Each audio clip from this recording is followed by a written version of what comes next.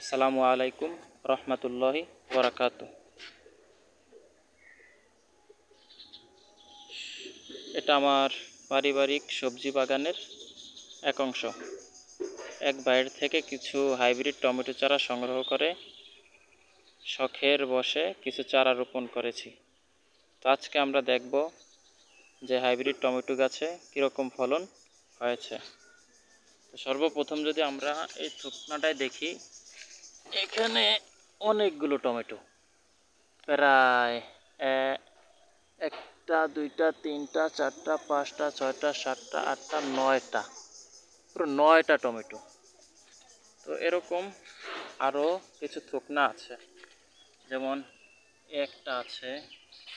আবার যদি ভিতরে ঢুকি, এই টমেটোর সাইজগুলো মাশাআল্লাহ অনেক বড়।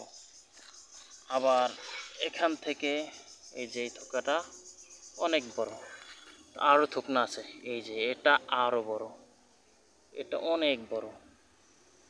এরকম আরও টমেটো আছে।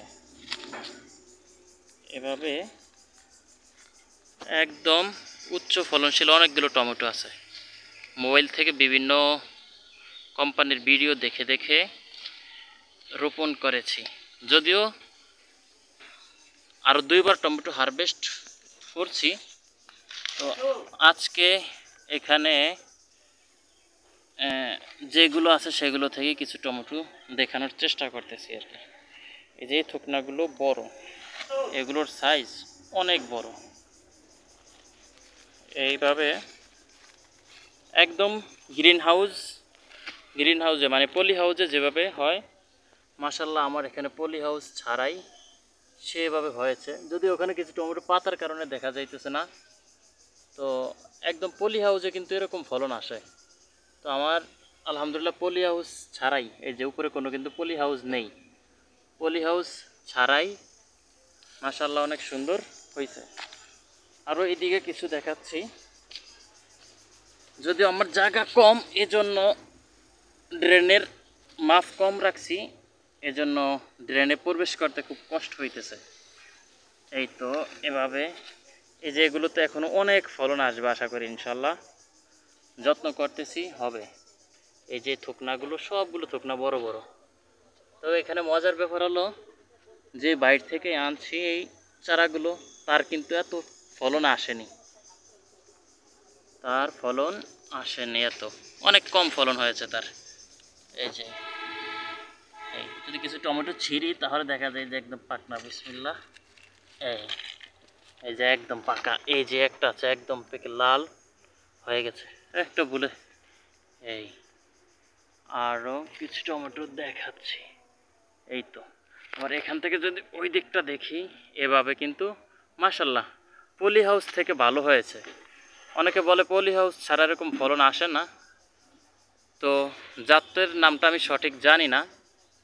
এই যে এভাবে অনেক ফলন আসছে। আরও সামনে দেখ আব্বু।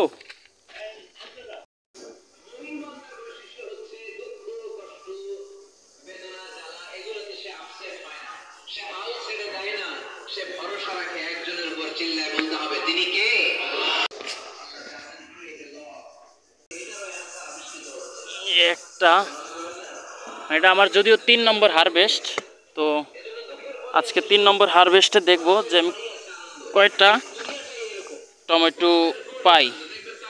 এখানে আমার প্রায় 30-35টা গাছ আছে।